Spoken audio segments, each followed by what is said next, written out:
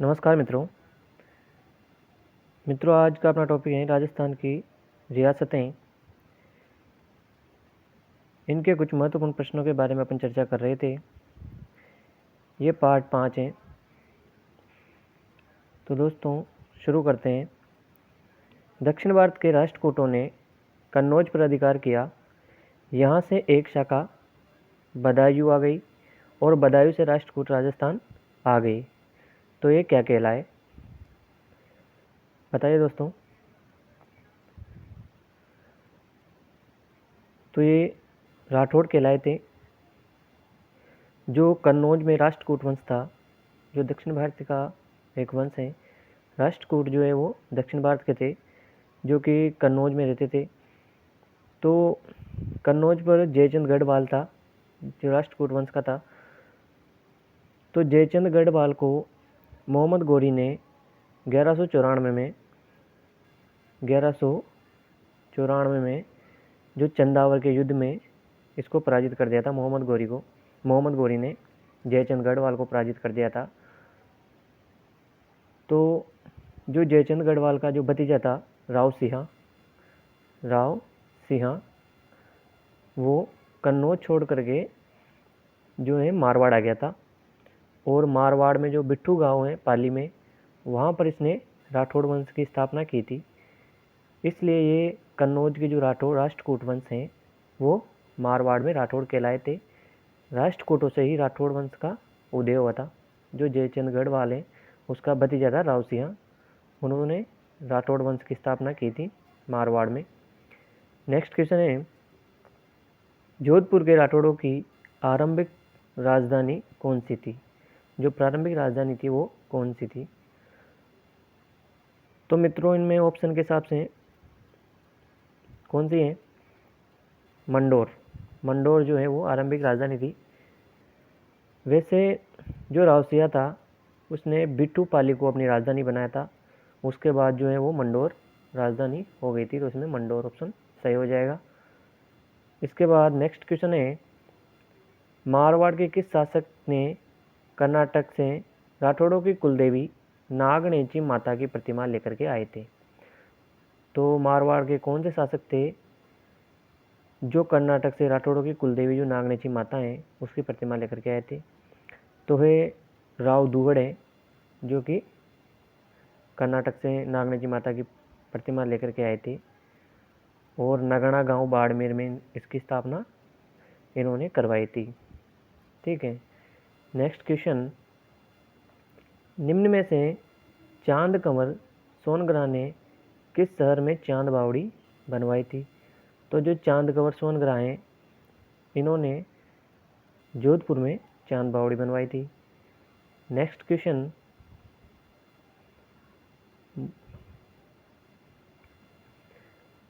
मारवाड़ के किस शासक के काल में गांगे तालाब, गंगश्याम मंदिर, गंगा बावड़ी का निर्माण हुआ?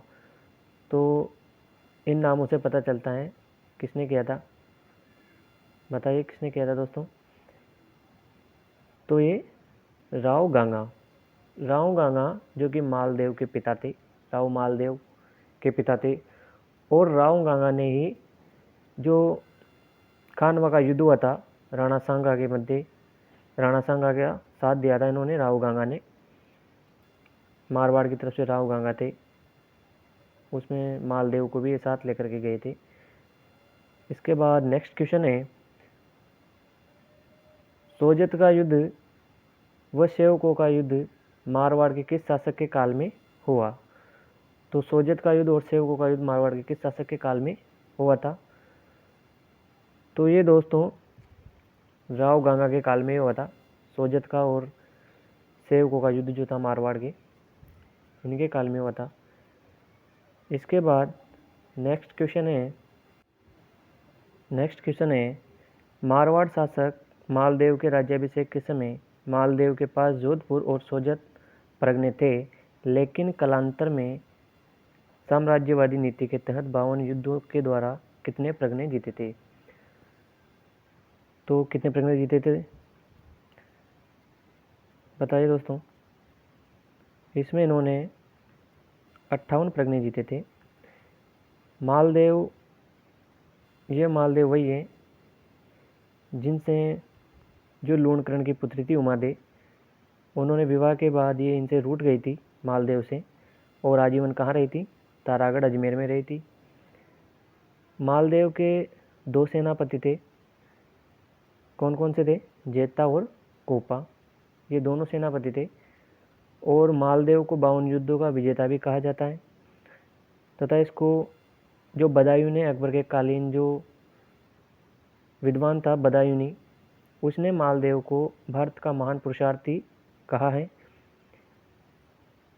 दोस्तों, मालदेव को रंगीन बादशाह भी कहते हैं क्योंकि इसके बहुत सारी रानियाँ थी। और ये मालदेव वही हैं जो शेरशाह सूरी से 1544 में युद्ध किया था जेता और कोपा ने, जेतारण का युद्ध जिसको अपन कहते हैं।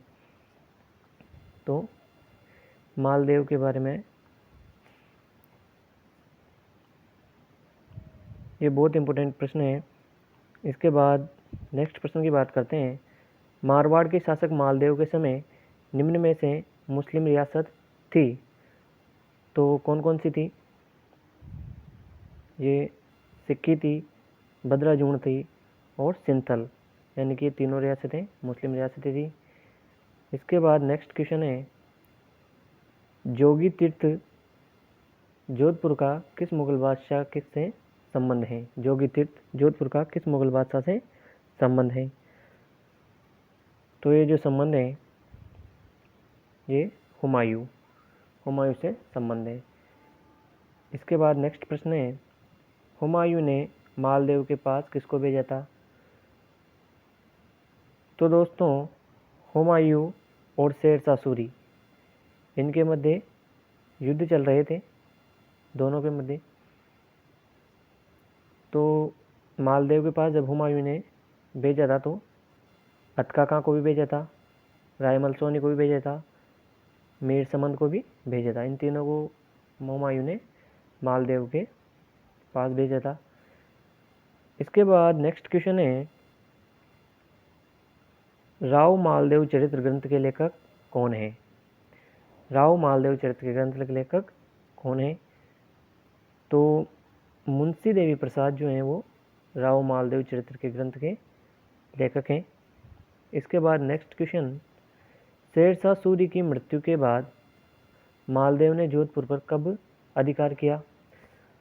तो शेरशाह सूरी की जो मृत्यु हुई थी वो लगभग 1545 में हुई थी। जो कालिंजर युद्ध में गया था वो कालिंजर अभियान पर, तब वहाँ बारूद के ढेर में आग लग जाने से इनकी मृत्यु हो गई थी शेरशाह सूरी की। तब जो है वो मारवाड़ शेरशाह सूरी के अधीन था। तो शेरशाह सूरी की मृत्यु होने के बाद मालदेव ने जोधपुर पर वापस अधिकार कर लिया था। वो कब किया था? तो ये अधिकार इसने लगभग 1 साल बाद, यानी कि 1546 में कर लिया था। ठीक है। नेक्स्ट क्वेश्चन है, मालदेव के किस शासक के काल में आशिया के दोहे, आशा बारट के गीत, इसरदास के सोरठे, नरसिंगरी बेली, जिनरात्रि कथा आदि कई महत्वपूर्ण साहित्य ग्रंथ लिखे गए हैं? वह संस्कृत भाषा में लघुस्तवराज की रचना भी हुई। तो इसमें क्या आएगा? तो ये राव मालदेव के काल में ही हुए थे। जो इसरदास हैं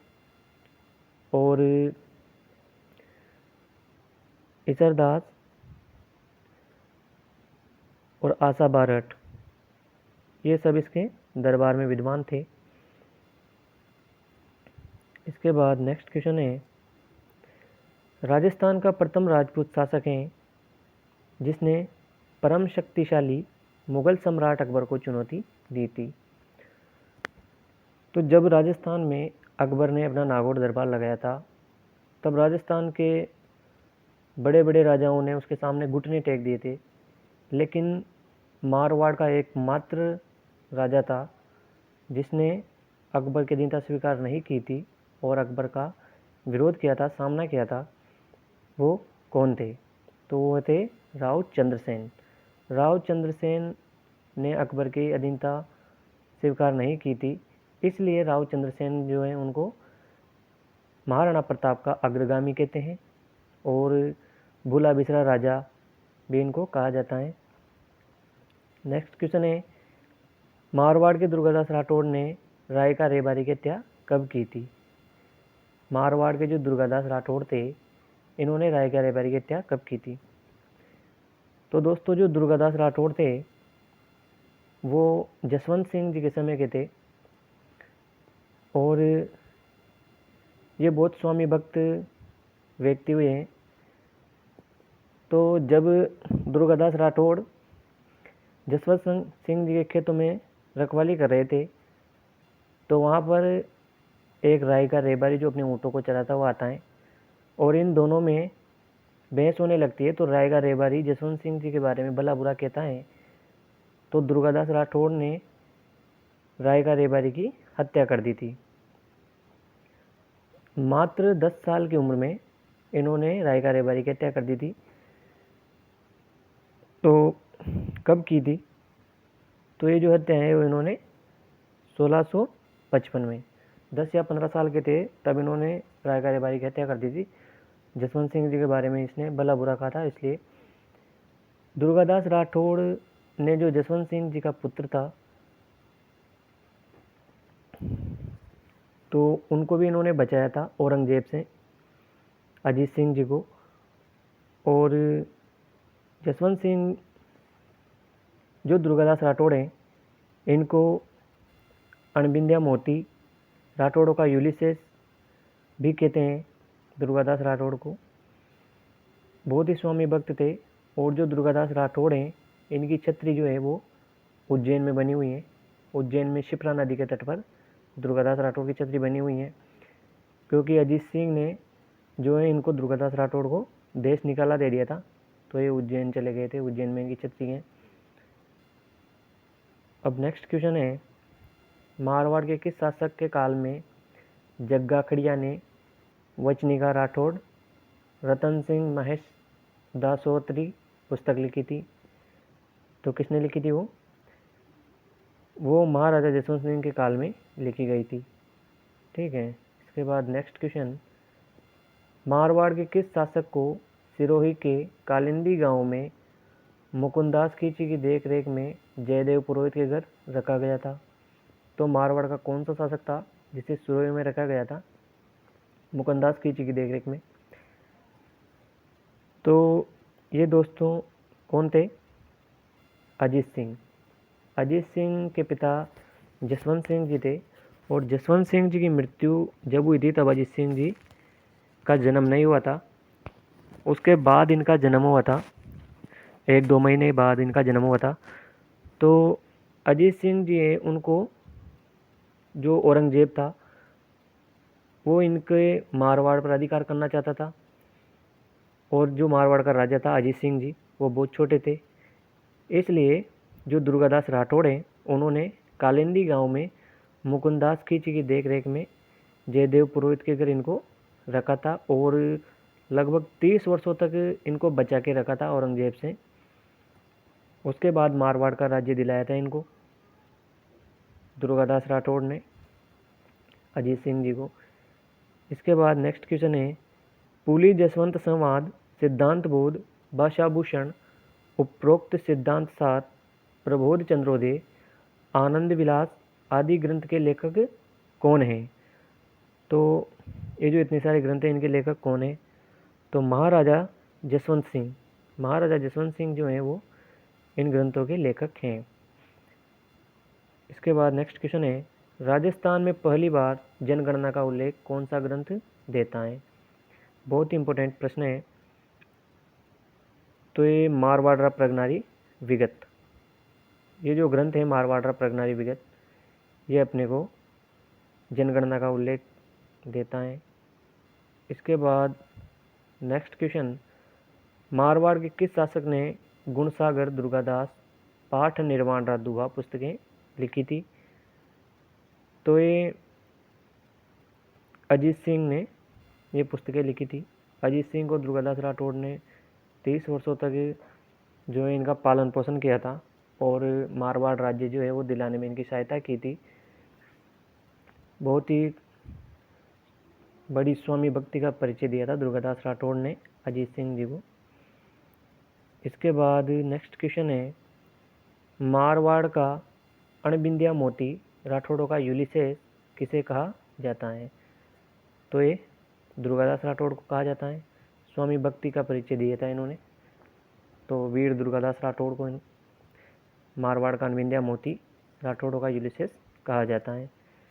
नेक्स्ट क्वेश्चन, अमृता देवी बिश्नोई की किस मारवाड़ के शासनकाल में वृक्ष कटाई के लिए शहीद हुई थी? अमृता देवी बिश्नोई जो है वो किस मारवाड़ के शासन काल में शहीद हुई थी वृक्ष कटाई के लिए? तो दोस्तों जो अभय सिंह है, अभय सिंह, इनके काल में ये शहीद हुई थी। और अभय सिंह कौन है? ये अजीत सिंह के पुत्र हैं अभय सिंह। एक तो भगत सिंह थे, भगत सिंह ने अजीत सिंह को मारा था, इसलिए भगत सिंह को है वो मारवाड़ का दूसरा पितृदंता शासक कहते हैं। पहला पितृदंता शासक कौन थे? वो मालदेव थे, जिन्होंने अपने पिता राव गंगा की हत्या की थी। और दूसरा जो पितृदंता शासक है मारवाड़ का वो भगत सिंह थे, जिन्होंने अजीत सिंह की हत्या की थी। तो अजीत सिंह के पुत्र हैं अभय सिंह। अभय सिंह ने जो आदेश दिया कि उनको वृक्षों की लकड़ी की आवश्यकता है, तो वहाँ का जो वनाधिकारी था गिरधारी दास, उन्होंने वृक्ष काटने के लिए गए, तो इसका विरोध अमृता देवी ने किया कि वृक्ष को नहीं काटने देंगी। तो जो गिरधारी दास हैं उन्होंने 363 जो बिश्नोई संप्रदाय के लोग हैं उनको वृक्षों के साथ ही काट दिया था। और जो विश्व का एकमात्र वृक्ष मेला है वो भी मारवाड़ में बढ़ता है, जोधपुर में, और वो भाद्र शुक्ल दशमी को यानी कि तेजा दशमी को बढ़ता है। विश्व का एकमात्र वृक्ष मेला जो कि अमृता देवी बिश्नोई की याद में और जो 363 लोग शहीद हुए थे उनकी याद में बढ़ता है। ठीक है दोस्तों, तो इसमें अभय सिंह आएगा आंसर। नेक्स्ट क्वेश्चन की बात करते हैं।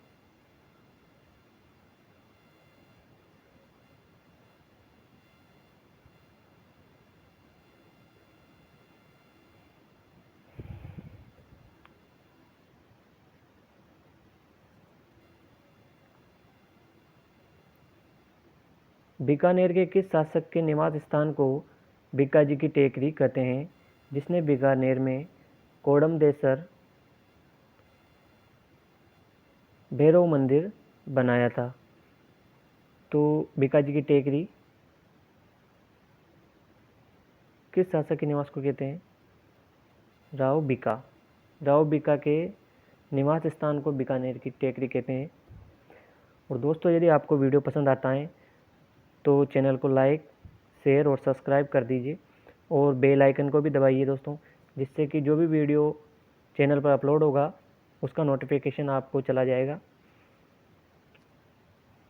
ठीक है दोस्तों, आगे नेक्स्ट क्वेश्चन की बात करते हैं। अकबर ने राय सिंह को दत्तानी का प्रधान सेनापति बनाया था, उस समय सिरोही के शासक कौन थे? तो कौन थे सिरोही के शासक? सिरोही के शासक राव सुल्तान। राव सुल्तान जो थे वो सिरोही के शासक थे जब इन्होंने सिरोही पर आक्रमण किया था, दत्तानी का युद्ध हुआ था तब। इसके बाद नेक्स्ट क्वेश्चन है, अकबर ने राय सिंह को महाराजा की उपाधि दी, वह राय सिंह को जोधपुर का सूबेदार कब बनाया? तो जब दोस्तों अकबर ने नागौर दरबार लगाया था 1570 में, तब यहाँ पर राजस्थान के विभिन्न राजाओं ने आकर के जो अकबर की अधीनता स्वीकार कर ली थी। लेकिन जो मारवाड़ के चंद्रसेन जो थे उन्होंने अकबर की अधीनता स्वीकार नहीं की थी। वो दरबार में आए जरूर थे लेकिन उन्होंने अकबर की अधीनता स्वीकार नहीं की थी। तब अकबर ने जो है मारवाड़ पर आक्रमण किया था और जो राय सिंह जी जो हैं उनको मारवाड़ की सूबेदार नियुक्त किया था, क्योंकि आक्रमण के समय वो जो चंद्रसेन है वो मारवाड़ से भाग गए थे। तो इसमें 1572 है, जिसमें राय सिंह को जोधपुर का सूबेदार नियुक्त किया गया था। इसके बाद नेक्स्ट क्वेश्चन, महाराजा राय सिंह ने गुजरात के किस शासक को पराजित किया था? तो महाराजा राय सिंह जो हैं, इन्होंने किस शासक को पराजित किया था? इन्होंने इब्राहिम मिर्ज़ा को पराजित किया था। इसके बाद नेक्स्ट क्वेश्चन, बनारस हिंदू विश्वविद्यालय के निर्माण में मदन मोहन मालवीय को सर्वाधिक आर्थिक सहायता दी, जिसको इनका आजीवन कुलपति बनाया गया? कौन से शासक थे जिनको आजीवन कुलपति बनाया गया था? तो ये गंगा सिंह हैं। गंगा सिंह, इन्होंने सर्वाधिक, जो बनारस हिंदू विश्वविद्यालय है उसमें सर्वाधिक दान दिया था। और दोस्तों, जो आमेर जयपुर के जो माधो सिंह सेकंड हैं, बब्बर शेर जिनको कहा जाता है, उन्होंने भी बनारस हिंदू विश्वविद्यालय में 5 लाख रुपए का दान दिया था। इसीलिए उनको जो है वो बब्बर शेर कहा जाता था।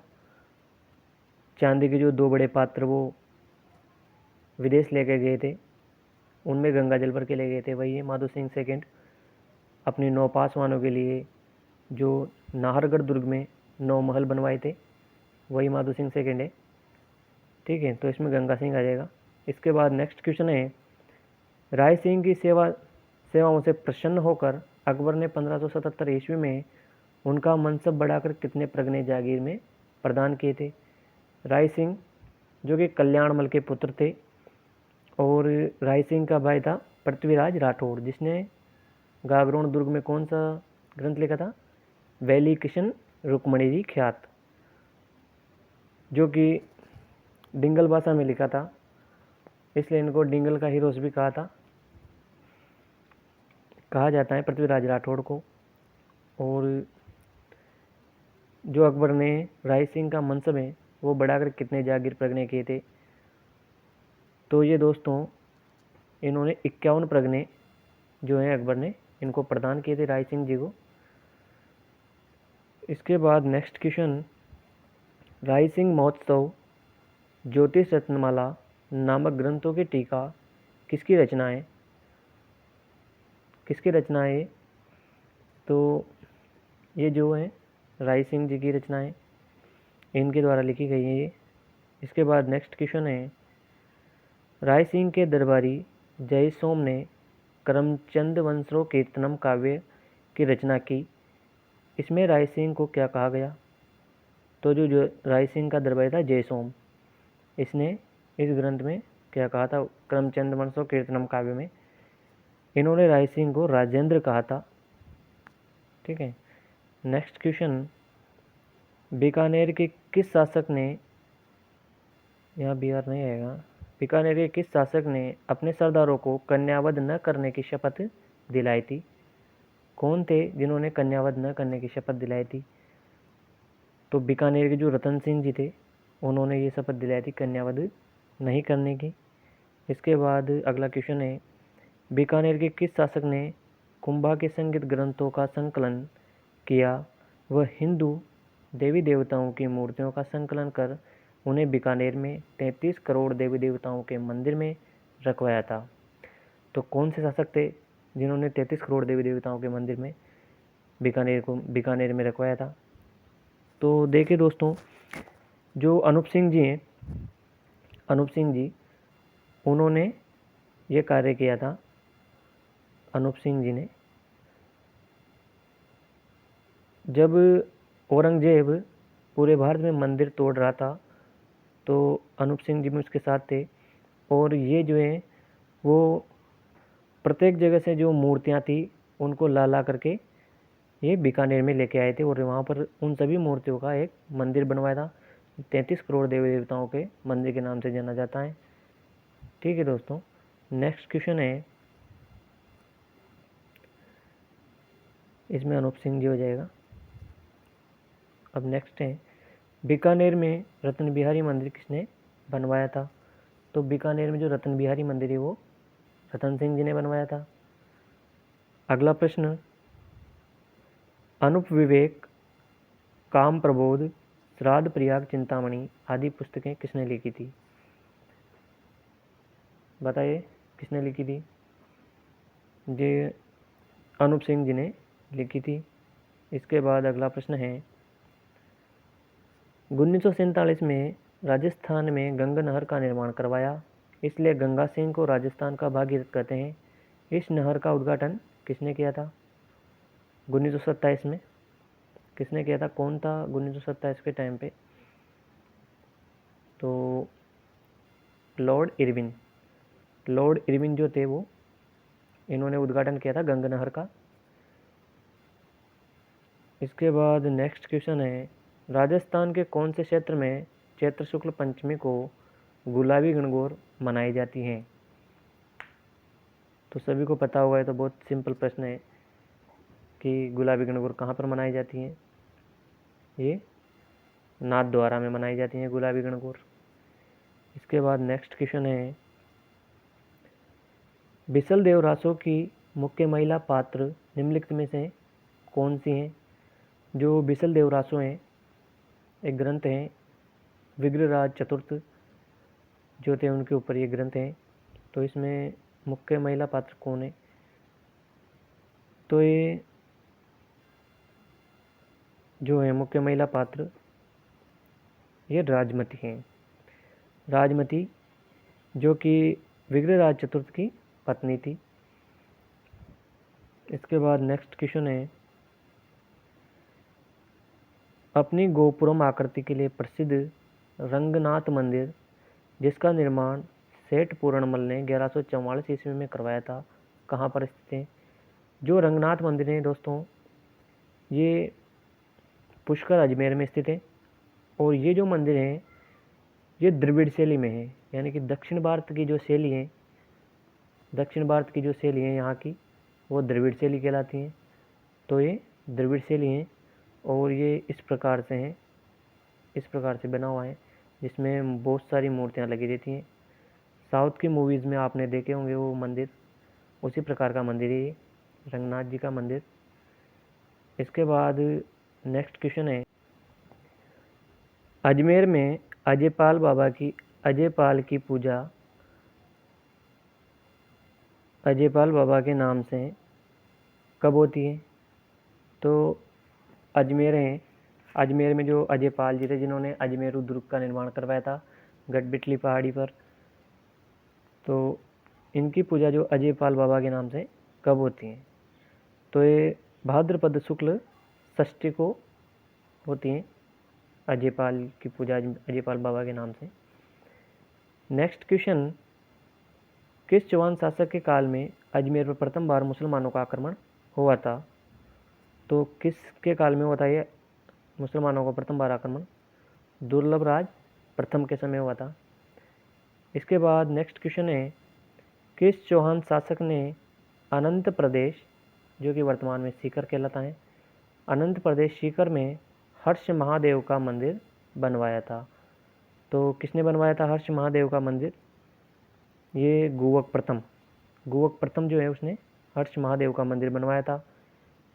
इसके बाद नेक्स्ट क्वेश्चन नंबर 4, चंदन राज की रानी रुद्राणी प्रतिदिन पुष्कर झील के तट पर कितने दीपक जलाकर भगवान शिव की आराधना करती थी?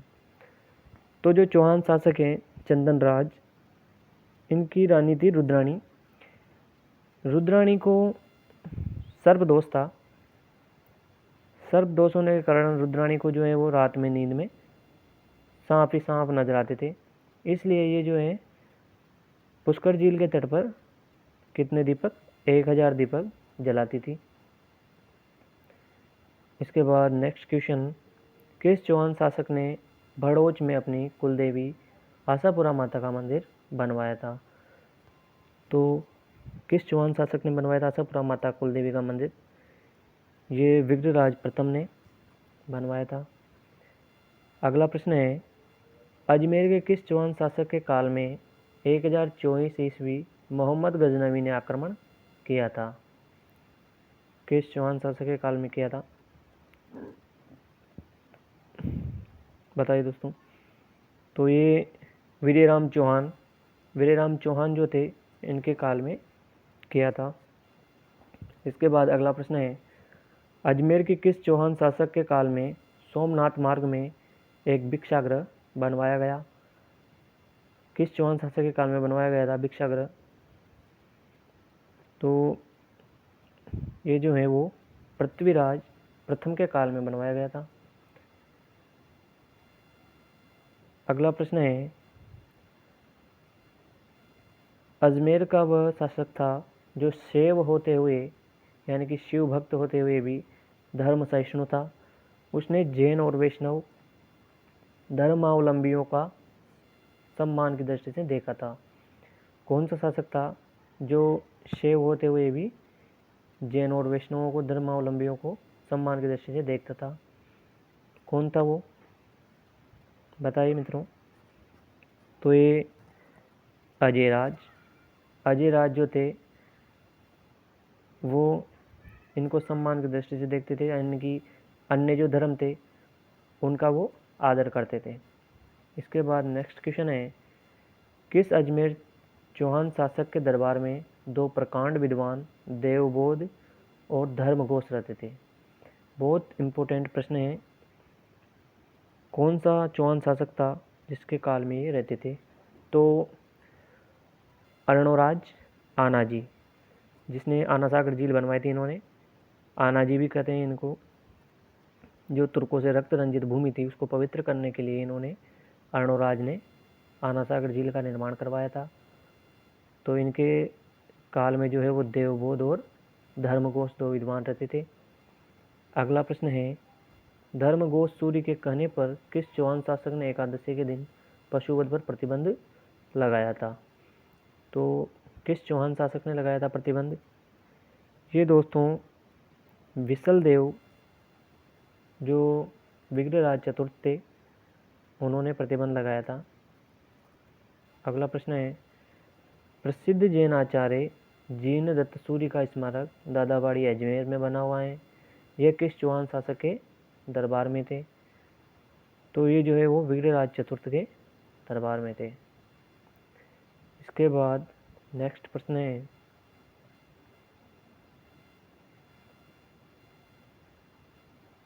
किस चौहान शासक ने वैद्यनाथ का विशाल मंदिर बनवाया? इस मंदिर में ब्रह्मा विष्णु महेश की मूर्तियां स्थापित करवाई। इन्होंने ही अजमेर में 5 मंदिर बनवाए जिन्हें कल्प वृक्ष कहा जाता था, और गोनक मंदिर भी बनवाया। इनका बचपन का नाम प्रताप लंकेश्वर था। इतनी जानकारी है दोस्तों। अब बताइए वो कौन से शासक थे? तो ये कौन थे? सोमेश्वर जो थे इन्होंने जो है वो वैद्यनाथ मंदिर का निर्माण करवाया था, और ब्रह्मा विष्णु महेश की मूर्तियां भी स्थापित इन्होंने ही करवाई थी, सोमेश्वर जी ने। सोमेश्वर जो है वो पृथ्वीराज चौहान थर्ड हैं, उनके पिता हैं। इसके बाद नेक्स्ट प्रश्न है, पृथ्वीराज चौहान ने राय पिथौरा और दल पोंगल की उपाधि धारण की थी। यह अंतिम हिंदू सम्राट थे। इन्हें कितनी भाषाओं का ज्ञान था? तो पृथ्वीराज चौहान तृतीय को जो है वो 6 भाषाओं का ज्ञान था। इसके बाद नेक्स्ट क्वेश्चन है, पृथ्वीराज चौहान पर भारतीय डाक तार विभाग ने डाक टिकट कब जारी किया था? जो पृथ्वीराज चौहान थर्ड हैं उन पर डाक तार विभाग ने डाक टिकट जारी किया था 3 रुपये का। वो कब किया था? तो ये कब किया था मित्रों? ये किया था 31 दिसंबर सन 2000 को। इसके बाद नेक्स्ट प्रश्न है, पृथ्वीराज चौहान तृतीय के समकालीन चालुक्य शासक कौन थे? तो पृथ्वीराज चौहान तृतीय हैं, उनके समकालीन चालुक्य जो शासक थे वो कौन थे? ये भीमदेव द्वितीय थे, जिनको पृथ्वीराज चौहान ने पराजित किया था। इसके बाद नेक्स्ट क्वेश्चन है, पृथ्वीराज चौहान तृतीय के समकालीन महोबा के शासक कौन थे? महोबा का युद्ध जो 1182 में लड़ा गया था, तो कौन थे वो? परमर्दिदेव चंदेल। परमर्दिदेव चंदेल जो थे वो महोबा के शासक थे, और इनके जो दो सेनापति थे, आला और उदल, ये दोनों सेनापति थे। और कहा जाता है कि जब पृथ्वीराज चौहान ने महोबा पर आक्रमण किया था तो इन्होंने बहुत ही वीरता के साथ ये युद्ध लड़ा था। महोबा का युद्ध बहुत वीरता दिखाई थी इन्होंने। परमर्दिदेव चंदेल के जो दो सेनापति थे, आला और उदल, इन्होंने। इसके बाद नेक्स्ट क्वेश्चन, पृथ्वीराज चौहान तृतीय के समकालीन कन्नौज के शासक कौन थे? तो कन्नौज के शासक कौन थे? जयचंद गढ़वाल। जयचंद गढ़वाल जो थे वो पृथ्वीराज चौहान थर्ड के समकालीन थे। और जो मोहम्मद गोरी हैं, उन्होंने इनको चंदावर के युद्ध में पराजित किया था 1194 में। फिर इनका जो भतीजा था राव सिंह, उन्होंने मारवाड़ में आकर के राठौड़ वंश की स्थापना की थी। इसके बाद नेक्स्ट प्रश्न है, दिल्ली सुल्तान बलबन ने रणथंभौर शासक वाघभट्ट पर कितनी बार आक्रमण किया था? तो कितनी बार आक्रमण किया था? ये किया था 3 बार। जो बलबन था उसने रणथंभौर पर 3 बार आक्रमण किया था। नेक्स्ट प्रश्न है, किस चौहान शासक को तलवार का धनी, वचन का पक्का, शरणागतों का रक्षक कहा जाता है? किस चौहान शासक को कहा जाता है ये सब? तो ये जो है वो रणथंभौर के हमीरदेव चौहान को कहा जाता है। दोस्तों, हमीरदेव चौहान जो है वो अपनी हट के लिए प्रसिद्ध थे। वो जो ठान लेते थे अपनी वचन को, जो ठानते थे वो करके दिखाते थे। तो हमीरदेव चौहान को ये कहा जाता है। और हमीरदेव चौहान के बारे में एक युक्ति कही जाती है कि ये जो ठानते हैं वो पीछे नहीं हटते। इसी वजह से अलाउद्दीन खिलजी ने जो है इनके रणथंभौर दुर्ग पर आक्रमण किया था।